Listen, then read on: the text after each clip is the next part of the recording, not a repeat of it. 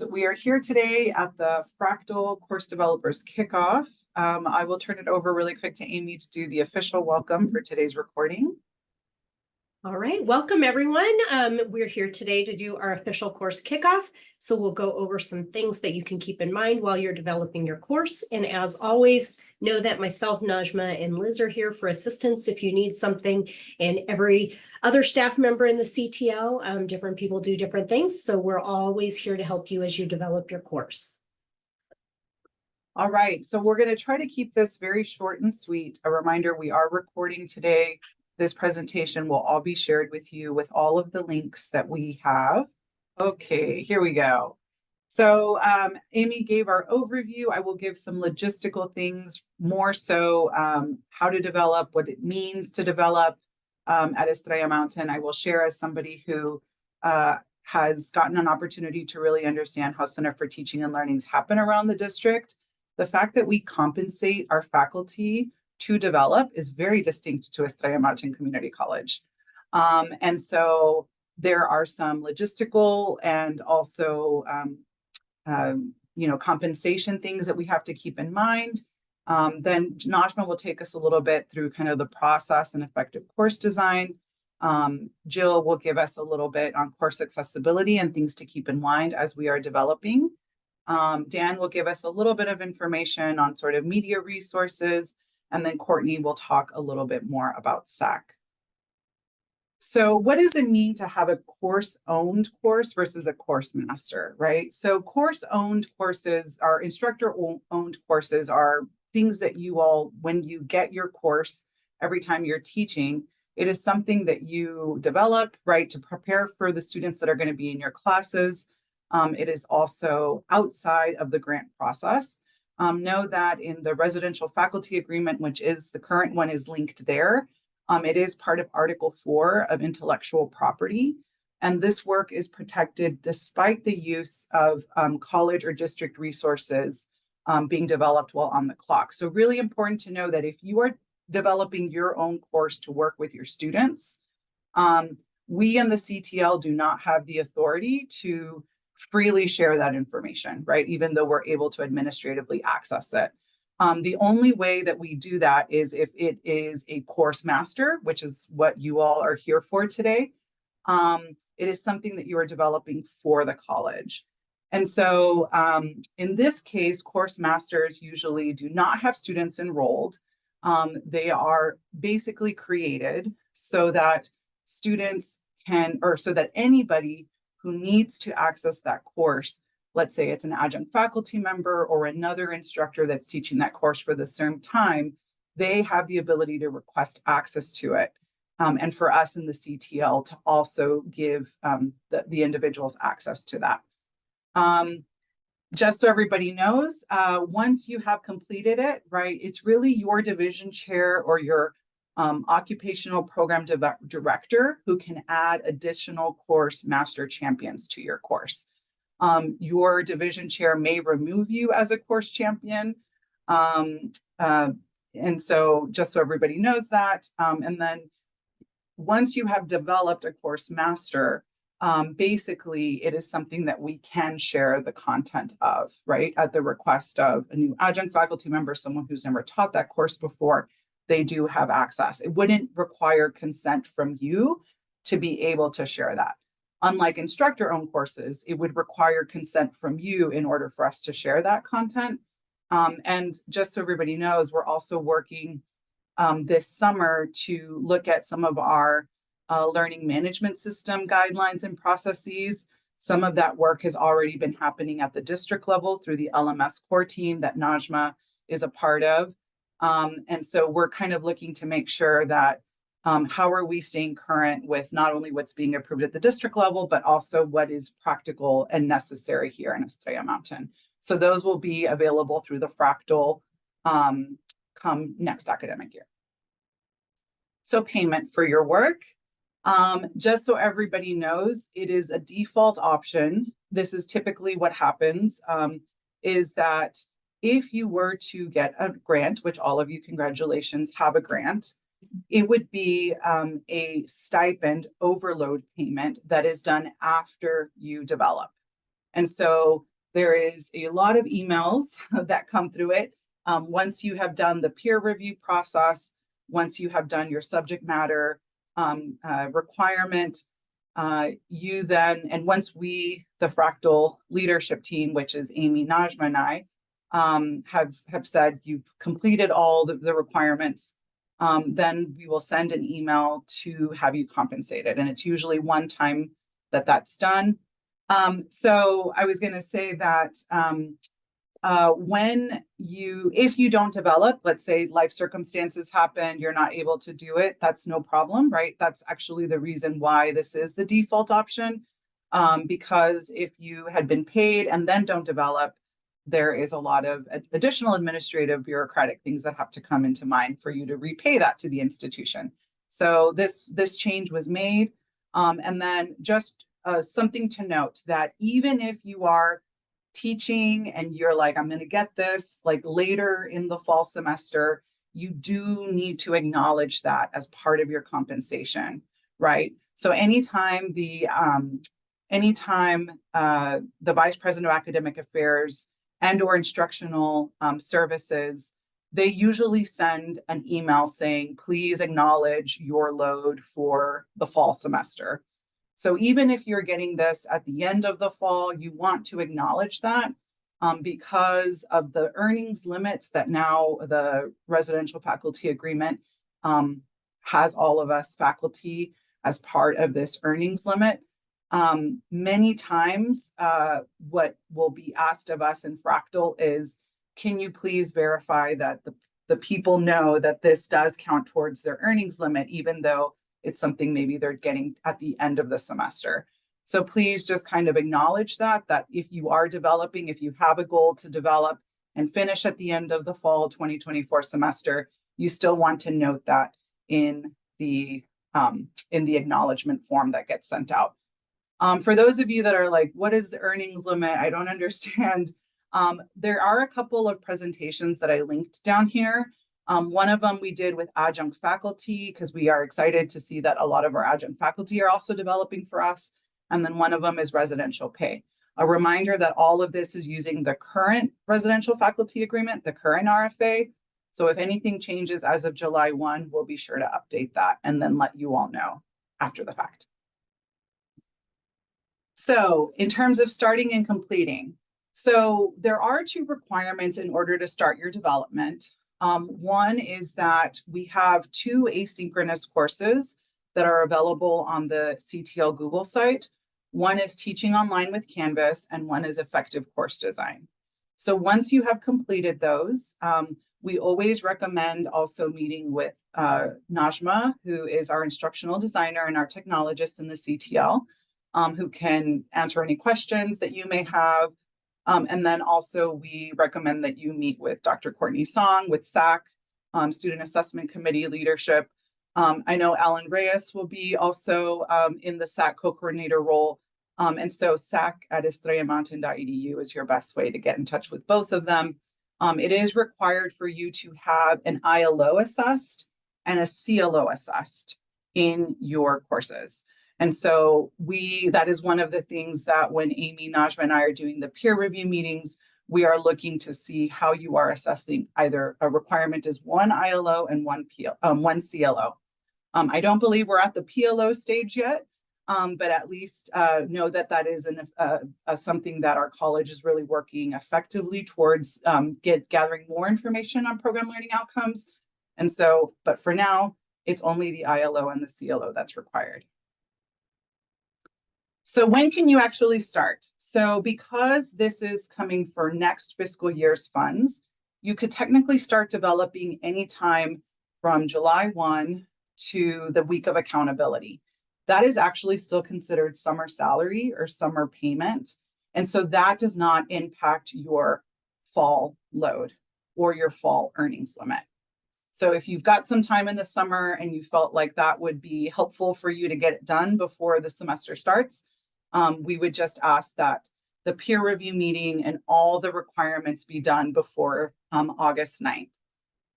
If you are already pretty much at load and you need to find some time to be able to develop this so that it doesn't impact your earnings limits that you already are scheduled to teach and or perform. You could still develop after the semester is done, but we do ask that it be done before June 1st. And the reason why is helping out our fiscal team with all the fiscal year deadline requirements. And then I put just the fall accountability dates there. So anything that is developed and or compensated between August 9th to December 13th, 2024 is considered part of your fall earnings. And anything developed from January 6th through May 9th is also part of your earnings. Any questions? So just a couple of things. If you were to need to make any changes, let's say you've got a new activity that you want to include, you need to fix some typos or broken links, all of that is still available to you. That is not compensated work because it's just so minor. But just so you know, if you are still the course champion, you still have the ability to do that. And then lastly, if you were, let's say you get a new, if you get a new textbook or you get you have new modules or assessments that you want to integrate, we do have another grant. It's called a major course update grant. And that will be available once the new academic year starts. Questions? Got through this very quickly because I want to be mindful of time. And Najma, you're next. All right, thank you, Liz. So I'm gonna keep this really short and simple, just so I know if we have other people. I'm gonna talk a little bit about the development process once you get the grant, and those, congratulations for that. Some of you are seasoned vets, so you kind of know this process already. You can go to the next slide, Liz. Thank you. My role, like Liz said, I mainly like to call myself a cheerleader and really just be there to support you, kind of like an accountability partner. Myself and Amy and Liz. So we're just here really to support, to provide, if you have any technical tools or any publishing and things that's really cool in the course that you want to incorporate. I'm here to help with that and do the security and privacy clearance and all that fun stuff that we work with legal and district on, and Mark McKnight and IT. So mainly we're here to offer design ideas. So if you ever just want me to just take a look at something and say, hey, what do I think about it? And, just give you some pointers, I'm happy to do that. You can go to the next slide, Liz. Thank you. So the process in general, as Liz mentioned, pretty much with the intake form, that's what you did when you applied for the application. So some of the important things that we need to note is who's your subject matter expert?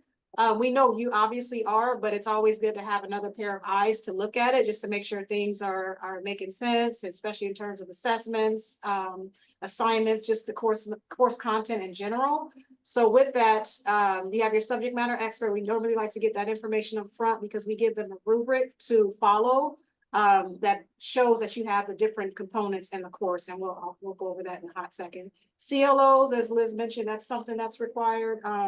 That's classroom learning outcomes, so I need to change that to just outcomes in general, but we like to see your institutional level and classroom level outcomes. That's key to the course, and that's something that you'll work with our SAC coordinators for. The course master shell, it's basically a template, so you don't have to start from scratch. You have your basic pieces in there. It's pretty much we try to make it as a plug and play as much as possible. So if you have all your major components in there, all you have to do is pretty much fill in your content. In general, we'd like to just do check-ins just to make sure everything is okay. If there's, again, a lot of you guys are vets and you really don't need to, you don't need us as much, but for those that are more newer, and for vets too, if you want our help. But here just to provide support, check-ins, training. So our newer developers or brand new developers, we have an effective course design course where it's a great place that provides all your basics in design in terms of producing your outcomes, rubrics. Are you in line with your competencies? Because that's obviously important when you're developing. So it's a good resource to have and to hold on to. So we talked about, then you have your SME, your subject matter expert review. That's going to be, so once you're developing, you work with your SME. We don't need to be involved in that process. They're not involved in the final. We just want to make sure you're working with somebody and they kind of give the final blessing. once you do, then you'll meet with us. And then once you work with us, we have a final peer review. It's basically just going over your course, showing us what you did. And like me and Amy, we always like to laugh because a lot of times you're showing us, but we're learning from you, right? So it's very laid back. We might have a few pointers for you, but a lot of it is very informative for us. And we usually implement some of the things we see. Then upon that, you have your payout. Okay, next slide. So real quick, just to show, a lot of you might have seen this, but the peer review check sheet, that's what we look at once you meet with us. So these are some of the areas. It's more high level, but we want to make sure you have the basics. Like, do you have a getting started page? If you have technology, do you disclose that in your syllabus? Just the different components that you use. And this is all, which all comes from Quality Matters, which is a national standard for online curriculum. So even though this doesn't say Quality Matters, because what we did as Estrella, we took the Quality Matters rubric and pretty much broke it up for our needs. But it still aligns with what's out there in Quality Matters. Once you do that, then there's this SME check sheet, and you can, well, we can keep going just for the sake of time. And we also have a link for finding one. The course master shell. So this one, we've done some updates to it.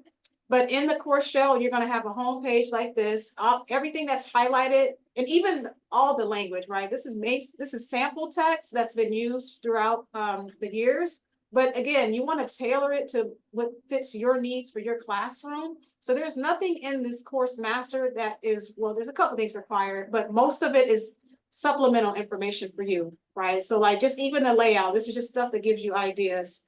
In that you'll have your home page, a getting started module, which you need to have in every course, your syllabus, a banner and footer. As many of you guys know, we have those banners that our intern Jake, he tailors. So even though it says it's ABC, this is just placeholder material, placeholder images. You're free to take out whatever you don't need. And we normally have that already set up for you in terms of the banners and footers, and then other resource links. So the next steps, we'll send a follow-up email, just which you can expect. If we don't have your SME, we'll ask for it. And then we'll send those peer reviews and schedule a final review. I'll create your course shells, and then we'll just have those periodic check-ins. I think that might be it, unless there's any questions for me. Okay, I think I kept it in 5 minutes. So the effective course design, right, is available on our Google site. That is, or did you have something to share about that, Najma? We talked a little bit about, it's mainly a resource for new developers. And what I could do is I can throw a link in the chat for that right now, if you want to add. That's great. Next, we've got our amazing DRS coordinator manager, Miss Jill Nico. Hi, good morning, everybody. Can you hear me all right? It's a little echoey. Yeah, it's like muffled. Yeah. Better? No, I don't know how to make it better. it sounds like you're underwater. It could be my voice because I had a cold. I'm not sure. No, Yeah, it's you not can't just make out that. anything. It's not just your voice. It's something about your audio. Okay.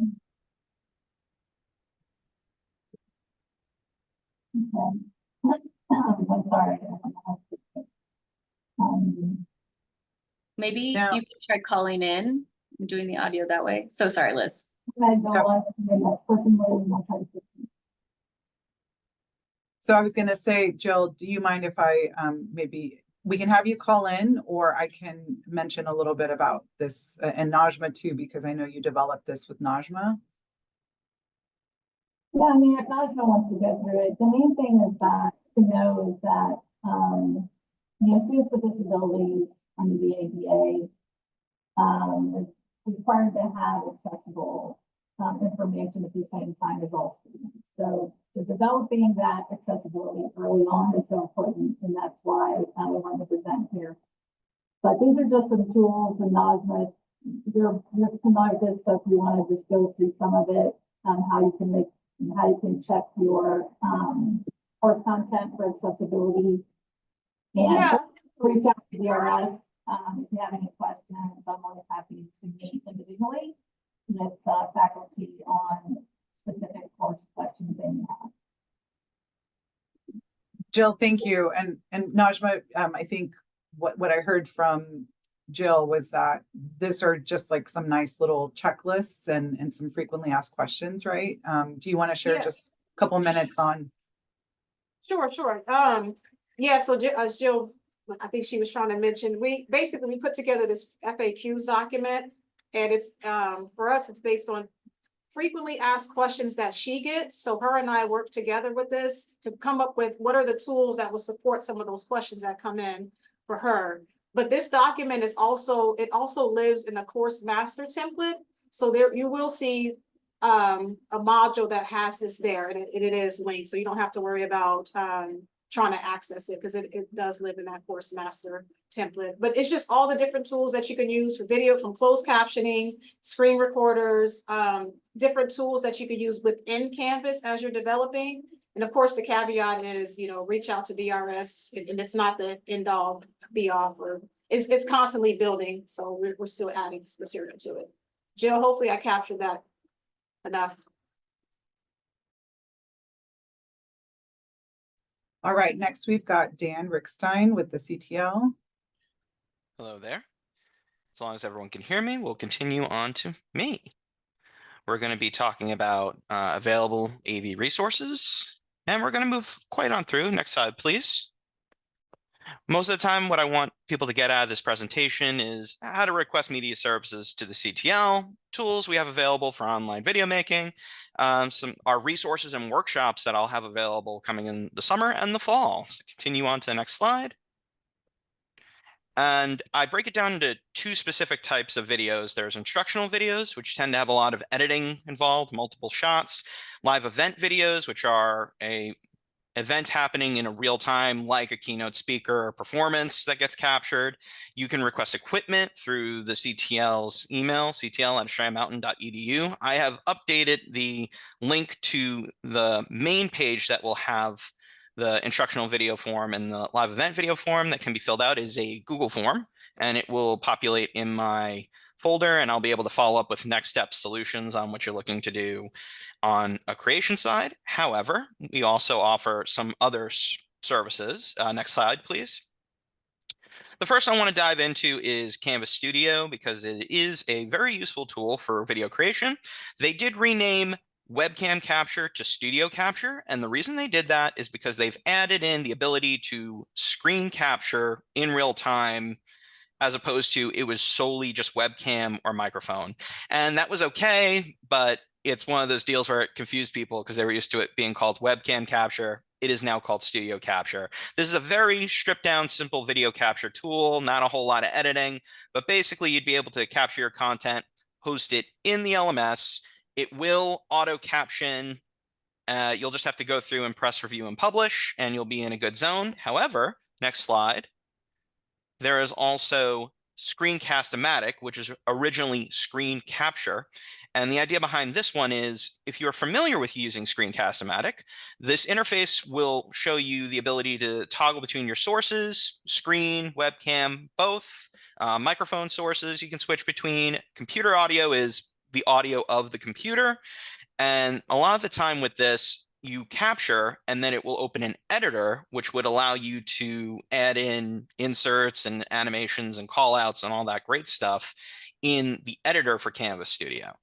And actually, I do a workshop that's going to cover this more in length, but I do want to make people aware that you do have editing abilities with Canvas Studio.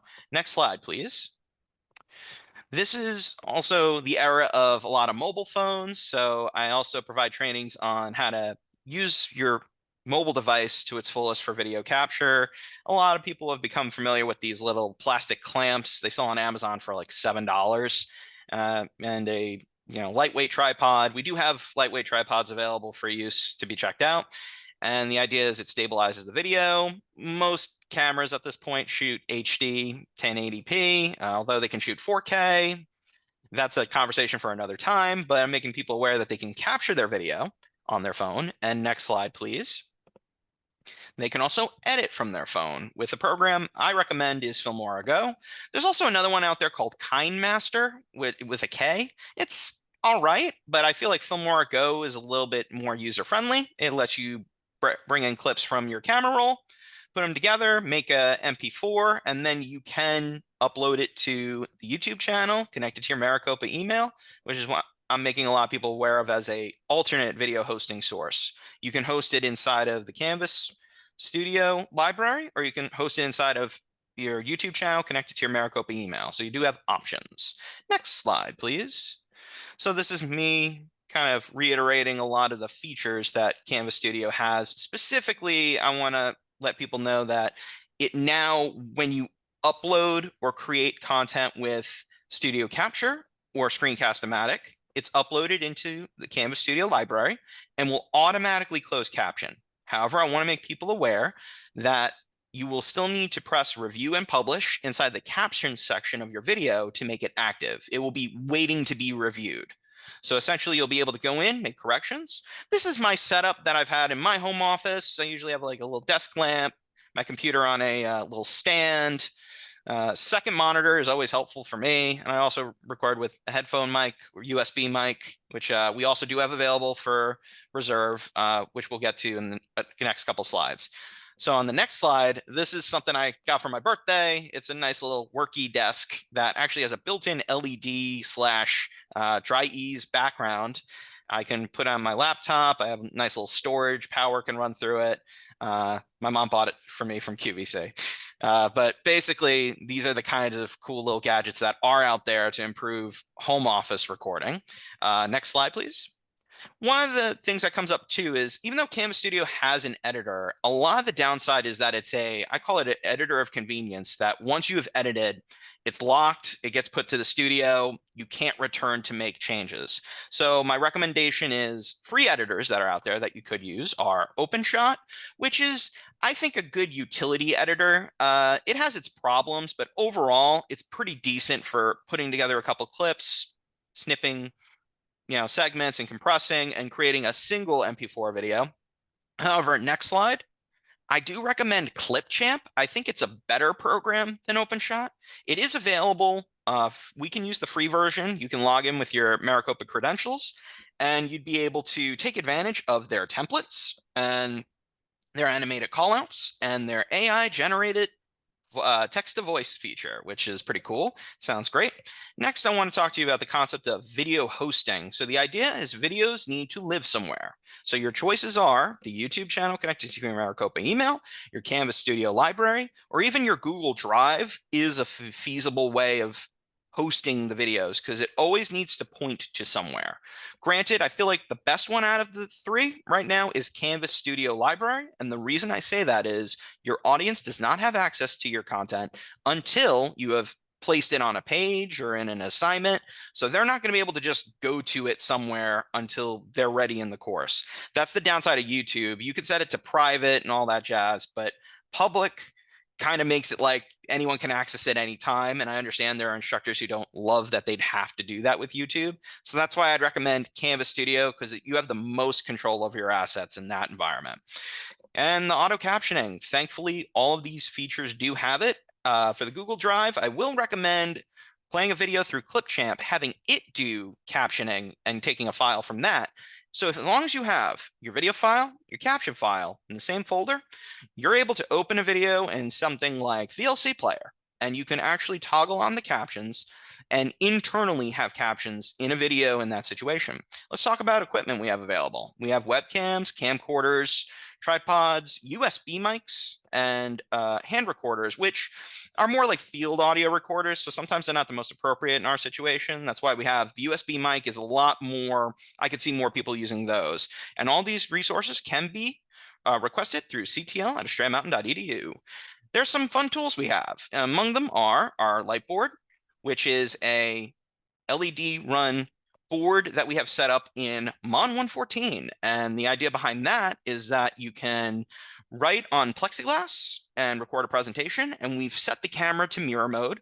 So it's capturing your audio and video. You have an MP4, which you can do more edits to, or drag and drop directly into Canvas Studio. And that's all from MOM 114. The other option is the overhead camera rig. This is a sample video to give you a better idea. The idea is that we rig the camera overhead directly, and then a person's able to make commentary about a technical process. In this case, this is the analysis of bones within the skull. And that's how we're able to use that tool in expanding learning outcomes. These videos are actually all available on the CTL YouTube channel to see more of our examples. Let's see. And from there, I want to just let people know that we are going to have workshops available in the fall. Please keep your eye out for our calendar in ELC. Thank you very much. Dan. Yep. And now last, we've got Dr. Courtney Song to talk a little bit about learning outcomes. And okay, I'm going to do the super abridged off the script because I know we're super tight on time. Basically, if you're going to be developing your course anytime between now and July 10th, please contact me and I'll help you with your learning outcomes. After probably August 1st, I'll be back. I'm going on vacation. I'll have a coordinator beginning in August. So we will work with you to iron out the logistics, and I'll take all the time you need to detailed explain the process if you're new to course development. If not, we'll get you set up in whatever processes you need. So don't hesitate to reach out to me. I am around and teaching all summer up until July 10th. So don't be shy, please. Sorry, that's the whole spiel. It's in the presentation. I know we have our meetings, so. Dan, real quick, Mel was asking if we still have Camtasia available. No, we do not. What ended up happening was, in order to make up for the fact that Camtasia is gone, I feel like Clipchamp is a good alternative. Canvas Studio is okay, but very limited in comparison to what you had with Camtasia. My recommendation is to use Clipchamp because then you get more features. Granted, there is a professional version, but you can get by on the free version just fine. all right, well, thank you so much. So I think, Mel, basically we no longer have a college license for Camtasia. You still can get it for free. It does have some limited capabilities, but we don't, we no longer have that license. And so thank you, Dan, for providing some alternatives. And thank you all so much for your patience. We will work on making sure that our links are correct. And we will follow up with an email, wishing everyone a wonderful weekend and also a great end to spring 2024 semester. I know many of you we may see at the employee meeting right now, but thank you all so much. We look forward to all the great things you will do to develop your courses. And as was mentioned before, many times these are learning opportunities for us as a learning community to really continue to advance teaching and learning at Estrella Mountain. So best wishes, everyone. Thank you again. Take care.